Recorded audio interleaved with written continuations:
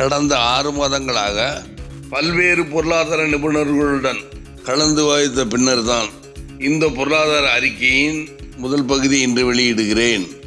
விவசாயம். நம்மாழ்வார் விவசாய திட்டம். நாற்று நடுவதற்கு கருவிகள் மானிய விலையில் வழங்கப்படும். இயற்கை உரம் மானிய விலையில் வழங்கப்படும்.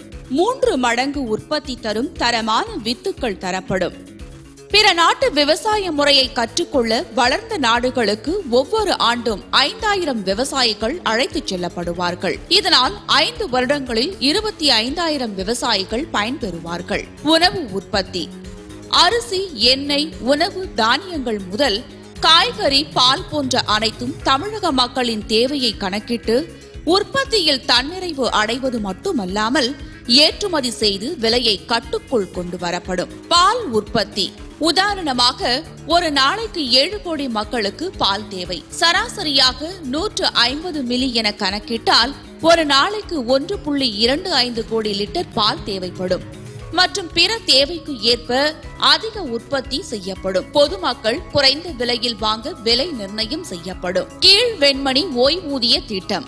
60 வயது நிரம்பிய அனைத்து நிலம் இல்லாத ஆண் பெண் விவசாயிகளுக்கு மாதம் ரூபாய் 2500 வழங்கப்படும். இதனால் 30 லட்சம் விவசாயிகள் பயன்பெறுவார்கள். சிங்கார வேலன் மீனவர் ஓய்வூதிய திட்டம். 60 வயது நிரம்பிய அனைத்து ஆண் பெண் மீனவர்களுக்கு மாதம் ரூபாய் 2500 வழங்கப்படும். இதனால் 10 லட்சம் மீனவர்கள் பயன்பெறுவார்கள். கக்கன் கைத்தறி நெசவாளர்கள் ஓய்வூதிய திட்டம். 60 வயது நிரம்பிய ஆண் பெண் கைத்தறி நெசவாளர்கள் அனைவருக்கும் மாதம் ரூபாய் 2500 வழங்கப்படும். இதனால் 10 லட்சம் கைத்தறி நெசவாளர்கள் பயன்பெறுவார்கள். அப்துல் கலாம் கிராம பொலிவு திட்டம். 12,620 கிராமங்களுக்கும் இந்த திட்டம் செயல்படுத்தப்படும். கிராமத்தில் வசிக்கும் ஒருவரின் குடும்ப வருமானம் குறைந்தது மாதம் ரூபாய் 25,000 அளவிற்கு வழிவகை செய்யப்படும்.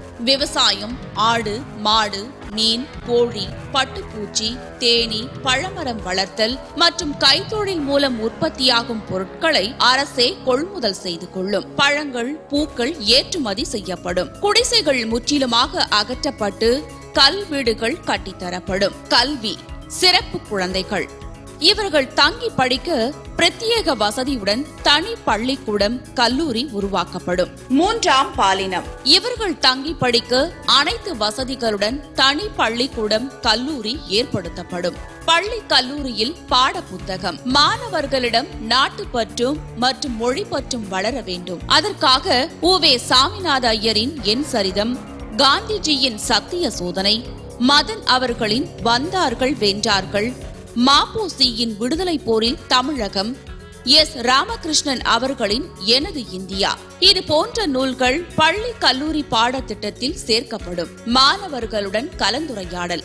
கவிஞர்கள், எழுத்தாளர்கள், விமர்சகர்கள், சமூக ஆர்வலர்கள், ஓவியர்கள் என சமூகத்தில் பல துறைகளில் அனுபவம் வாய்ந்தவர்கள் அனைவரும் பள்ளி மற்றும் கல்லூரிகளுக்கு சென்று மாணவர்களின் அறிவு வளர்ச்சி, உலக நடப்பு, ரசனை மேம்பாடு என பாடத்திட்டம் தவிர்த்து பிற உலக விஷயங்களை கலந்துரையாடல் பாணியில் நடத்துவார்கள். மனிதவள ஆலோசகர். ஒவ்வொரு பள்ளி கல்லூரிக்கும் மனிதவள ஆலோசகர் நியமிக்கப்படுவார். அவர்கள் மாணவரின் கற்கும் திறன், தனித்திறமை, குடும்ப சூழ்நிலை, பள்ளியில் கற்கும் சூழ்நிலை என அனைத்து விஷயங்களில் தனி கவனம் செலுத்துவார். அவர் ஒவ்வொரு மாணவருக்கும் தனி கோப்பு உருவாக்கி அரசுக்கு அனுப்புவார். காலை பசியார உணவு வழங்கப்படும். குடும்ப சூழ்நிலை காரணங்களால் காலை உணவு கிடைக்காமல் பள்ளிக்கூடத்திற்கு வருவதால் அவர்களுக்கு காலை பசியார தரமான எளிமையான உணவு வழங்கப்படும். பால், முட்டை, சுண்டல், சத்துமாவு கஞ்சி என விதவிதமாக எளிமையான உணவு வழங்கப்படும். பள்ளி கல்லூரி மாணவர்கள் மாவட்டம், மாநிலம், வெளிநாடு பயண திட்டம். பள்ளி கல்லூரி மாணவர்கள் கிணற்று தவளையாக இல்லாமல் கல்வியில் இளமையிலேயே பல விஷயங்களை தெரிந்து கொள்ள இந்த பயணம் உதவும். மாவட்டத்தை விட்டு வேறு மாவட்டத்திற்கும், மாநிலத்தை விட்டு வேறு மாநிலத்திற்கும், பிற நாட்டிற்கும் பள்ளி கல்லூரி மாணவர்கள் சலுகை கட்டணத்தில் அழைத்துச் செல்லப்படுவார்கள். 1000 பெண் பள்ளிக்கூடங்கள் மாலை நேர மகளிர் கல்லூரிகளாக மாற்றப்படும். மாநிலத்தில் உள்ள பெண்கள் பள்ளிக்கூடங்கள் மகளிர் கல்லூரிகளாக மாற்ற நடவடிக்கை எடுக்கப்படும். இதன் மூலம் 1 லட்சம் மகளிருக்கு வேலைவாய்ப்பு உருவாகும். மேலும் ஆண்டுக்கு 10 லட்சம் பெண்கள் பட்டதாரியாக உருவாக்க வழிவகை செய்யப்படும். சுகாதாரம். தரமான மருத்துவமனைகள் 385 தாலுகாவிலும் அதிநவீன வசதியில் 24 மணி நேர சேவைகளுடன் மருத்துவமனைகள் புதிதாக கட்டப்படும். குறைந்த விலையில் தரமான மருத்துவ வசதி வழங்கப்படும். இதன் மூலம் 1 லட்சம் பேருக்கு நேரடியாக வேலைவாய்ப்பு ஏற்படுத்தி தரப்படும். வேலைவாய்ப்பு. சமூக வளர்ச்சி மேம்பாடு. 385 தாலுகாவிலும் வணிக வளாகம் தனியாருடன் இணைந்து 200 முதல் 500 கடைகள் வரை கட்டப்படும். வாடகை அல்லது சொந்தமாகவும் வாங்கிக் கொள்ளலாம். ஒவ்வொரு வளாகத்திலும் 3 முதல் 5 திரையரங்குகள் நிறுவப்படும். இதன் மூலம் 2 லட்சம் பேர்கள் பயன்பெறுவார்கள். சுற்றுலா விடுதிகள். அனைத்து சுற்றுலா தலங்களிலும் நிறைவான வசதிகளுடன் தங்கும் விடுதிகள் கட்டப்படும். எல்லா தரப்பினரும் பயன்படுத்தும் வகையில் கட்டணம் நிர்ணயிக்கப்படும். இந்த திட்டத்தின் மூலம் 10 லட்சம் பேர் பயன்பெறுவார்கள். தனியாருடன் இணைந்து நடத்தப்படும் நிறுவனங்கள்.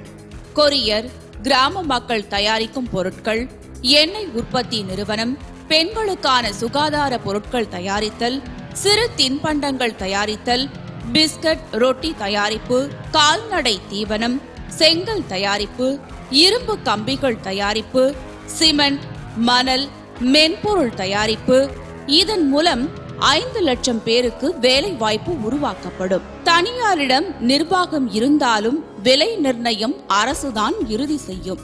குறைந்த விலையில் தரமான பொருட்கள் கிடைக்கும். தமிழகமெங்கும் உள்ள ஜவுளி கடைகளுக்கு கைத்தறி பொருட்கள் விநியோகம் செய்யப்படும். உதாரணமாக நல்லி, போத்தீஸ் போன்ற கடைகளுக்கு பிற மாநிலங்களில், பிற நாடுகளில் விற்பனை விநியோகம் வழங்கப்படும். சமூக பாதுகாப்பு திட்டங்கள். அனைத்து தரப்பு மக்களுக்கும் குறைந்த விலையில் தரமான குடியிருப்புகள், குறைந்த முன்பணம், குறைந்த வட்டி, எளிய தவணை முறை, L&T போன்ற நிறுவனங்களுடன் இணைந்து ஆதி திராவிடர் மலைவாழ் மக்களுக்கு தரமான குடியிருப்புகள் சலுகை விலையில் கட்டித்தரப்படும். ஒரு சதுர அடி 2000 ரூபாய் முதல் அதிகபட்சமாக 5000 ரூபாய் வரை. தமிழகத்தில் உள்ள இயற்கை வளங்கள்.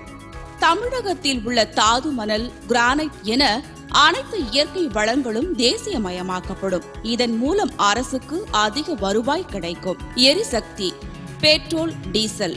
தமிழகத்தில் பெட்ரோல் லிட்டர் 45 ரூபாய்க்கும் டீசல் லிட்டர் 35 ரூபாய்க்கும் விலை நிர்ணயம் செய்யப்படும். சுங்கவரி. நெடுஞ்சாலை சுங்கவரி. தமிழகத்தில் உள்ள தேசிய நெடுஞ்சாலையில் வசூலிக்கப்படும் சுங்கவரி இனிமேல் பாதியாக குறைக்கப்படும். தேவைப்படும் எனில் தமிழக அரசு அந்த நிறுவனத்தை தேசியமயமாக்கும். தமிழகத்தில் உள்ள ஆறுகள். தமிழகத்தில் பாயும் ஆறுகள் இணைப்பதன் மூலம் பாசன வசதி மற்றும் குடிநீர் தேவைகள் பூர்த்தி செய்யப்படும். அடித்தட்டு மக்களுக்கு ரேஷன் பொருட்கள் இல்லம் தேடி கொடுத்தல். மக்கள் ரேஷன் கடைகளில் கால் கடுக்க நிற்கும் காலம் இனி மலையேறிவிடும். அவர்களுக்கு வழங்கப்படும் பொருட்கள் அவர்களின் இல்லத்திற்கே கொண்டு வந்து சேர்க்கப்படும். இதற்காக அவர்களிடம் கூடுதல் கட்டணம் ஏதும் வசூலிக்கப்பட மாட்டாது. பொதுமக்களின் கருத்துக்களை பெற்ற பின் மற்ற 2 பகுதிகளையும் வரும் மாதங்களில் வெளியிடுகிறோம். பொதுமக்கள் தங்களின் மேலான கருத்துக்களை captain16election@gmail.com என்கிற இமெயிலுக்கு தெரிவிக்க வேண்டுகிறோம்.